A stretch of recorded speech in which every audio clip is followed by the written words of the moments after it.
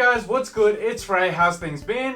Today's Wednesday, and yes, I know I promised to make this video on like Sunday or Monday, but for the past few days, I've literally been playing this game like non-stop. So today, I finally forced myself to put down my Switch and review this game. Digimon Story, the Complete Edition. So for those of you that haven't watched my previous video, here are 2 reasons where you can quickly justify why this game allows you to sink 100 plus hours into. Firstly, it's a JRPG. Secondly, it's a bundle pack of 2 JRPGs. And is it possible to have 2 JRPGs that combines to less than 100 hours? Yeah, no. Back to the game itself, I played the first installment of the Digimon Story series, being Digimon Story Cyber Sleuth, for around 85 hours 3 years ago when it came out on the PS4, and over the past week or so, I've just been sticking to Hacker's Memory. And boy, can I say that I'm addicted. I've spent at least 25-26 hours on this game over like the past 5 days. It's insane. So, in terms of the review, where should I start? I should probably start by going through the setting and the world portrayed by these 2 games. So, first things first, this game has nothing to do with the anime series of Digimon, so for those of you that's never watched Digimon, feeling like, oh, I'm worried that I might not understand a certain aspect of the game, or there are certain things I might not be able to understand because I've never watched the anime, well, you don't need to worry about that, because they are absolutely fully individual titles and have an original story. So the story sets in the future in a virtual world called Eden, which is clearly a reference to the Bible. But it's essentially saying in the future your brain can be scanned and put into this server called Eden, and you just be yourself in this virtual network. So for those of you that watch anime, the setting is similar to something like Sword Art Online, and for those of you who haven't, an easy way of understanding it is kind of just an enhanced, super enhanced version of internet we have today. Within this virtual world, there are Digimons, which initially was thought to be a program developed by Kamishiro Enterprise, which is the company that runs Eden, but was later discovered to come from another dimension and are actually living creatures rather than programs. Both games of the series operate in pretty much the same map, and the 2 stories actually occur simultaneously but parallel to each other. When you play Hacker's Memory, there will be quite a few times where they subtly reference the protagonist from Cyber Sleuth, and certain events clearly happen at the same time, just in different spaces. So as I was saying in my first impression video, this game really feels like the same world but playing it twice through 2 different perspectives. Speaking of the Digimons themselves, I actually want to start by clarifying something, and this comes from a comment I saw in my first impression video of someone asking whether this game is a Pokemon clone or, a licensed product that is Pokemon relevant. So I feel like, yes, it's not that popular in the West, so I just want to clarify that bit of the story. So the first time the world was introduced to Pokemon was actually the first gen titles, being Pokemon Red and Pokemon Green. And that happened in February of 1996. 16 months down the track, in June 1997, Digimon was introduced as a manga called Come On Digimon. So when you think of the concept of the 2, monsters, evolution, human partner, it's hard to argue Digimon did not borrow the concepts of Pokemon, which went wildly popular back then, but they took it in a very different direction. And today in this video, obviously it's an endless topic, so I just want to focus on, in these games, what are the major differences between Digimon and Pokemon, so that it's better and easier for those of you that's never heard of Digimon to understand the game in a nutshell. So the first thing to talk about is probably evolution, which I feel like is a concept that was really made popular through Pokemon, and obviously is a central part of Digimon as well. So as we all know, in Pokemon there are normally 2-stage evolutions or 3-stage evolutions. Some have no evolutions and others can evolve into different forms. Later in Gen 6, Mega Evolution was introduced as a concept which allows the Pokemon to Mega Evolve and then go back to its previous form. In Digimon though, things are slightly different, because in Digimon there are regularly 6 stages of evolution. Some Digimons are even capable of evolving into the 7th stage, which conceptually is quite similar to Mega Evolution. The evolution tree is also a lot more diversified compared to the rather linear evolution chart of Pokemon. So for example, my starter Digimon in Digimon Story Hacker's Memory is a Tentomon. And if you look at its Digivolution chart, you'd realize that a Tentomon can actually evolve into 5 different types of Digimons. If you click into any one of those given Digimons, you'd realize that each one of them have 3 to 4 further Digivolution options, which really makes the evolution scale of Digimon a lot more diversified and expansive compared to Pokemon. So what's also worth mentioning is that in Digimon, different Digimons can actually digivolve into the same Digimon. So again, referring to my Tentomon can evolve into either Kabuterimon or Kuwagamon, which both can evolve into Cherrymon. So as I was saying before, the concept of evolution in Digimon is a little different from Pokemon, and it's a lot more diversified and complicated in a lot of ways. Speaking of Digivolution, Digimons can also regularly de-digivolve into its earlier stage, unlike in Pokemon where when you evolve, you can't go back.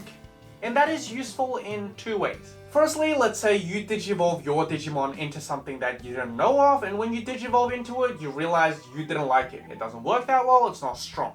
Then you can easily de-digivolve it back to its previous stage and then select another evolution route, which might guarantee you a stronger Digimon. Secondly, each time Digimons digivolve or de-digivolve, they increase this attribute called ABI, which is a prerequisite for a lot of Digimons to digivolve at a later stage. So if you just linearly go straight forward, you might realize that at a certain stage your Digimons can't digivolve into the next stage, even when they are at max level. So when this happens, de-digivolving it and then digivolving it a few more times will really guarantee you the chance of you digivolving it into a later stage much easier. The next thing I want to talk about is the difference in battling mechanisms between Pokemon and Digimon. So in Pokemon, the formula they've stuck to has been the good old-fashioned 6 maximum Pokemons you can carry.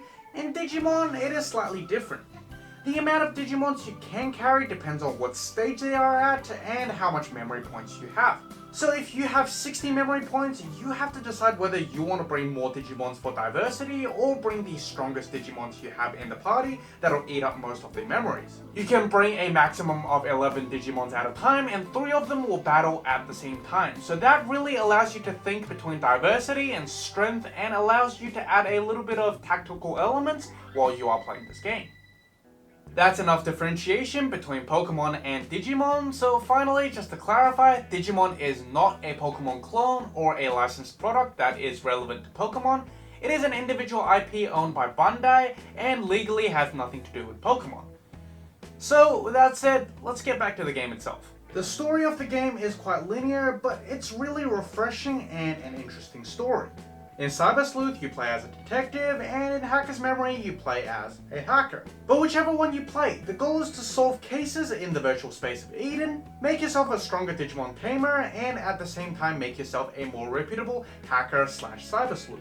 Both stories are full of twists and mysteries, and the process of discovering bits and pieces to finally put together at the very end is more than satisfying. Each time you solve a case, you get a little bit more information about yourself, about your crew, and about the world you are in. And the different perspectives offered in the 2 games really completes the world and setting that after you finish both games, you feel like you have a very solid understanding of the world Digimon Story series is trying to portray. For me personally, the story aspects of Digimon Story series is one of the strongest I've played in 2019, and I personally really enjoy it. Now lastly, let's quickly talk about the price and the playtime of this game. So this game is $50 in the US and $80 down here in Australia. And as I said before, these 2 games allow you to sink 100 plus hours into them. I've been playing this game like a lot over the past 4 to 5 days, being like 4 to 5 hours every day, and up to the point of making this video, I'm on chapter 8 and have synced around 25 to 26 hours into the game, which, just to mention, this game is 18 chapters long. So, assuming each chapter is around the same length, that means I can theoretically spend at least 50 to 60 hours in this game. And as I was saying before, I did spend around 85 hours in Digimon Story Cyber Sleuth, so that combines to like 140 hours spent in these two games combined. And that's where this game becomes a strong bargain over something like Link's Awakening, which is, 15 hours at max. I mean, I'm not trying to say game time means everything, and game time certainly doesn't mean that just because a game has long game time, it is definitely worth it. But when we talk about a game that is very decent in quality, and the game time you get out of it is 10 times something that's offered in something like Link's Awakening, or some AAA title that's 12 to 15 hours long, that really makes it a really good bargain for gamers that's willing to buy a game and play it for a very long period of time. So, do I think it's worth it?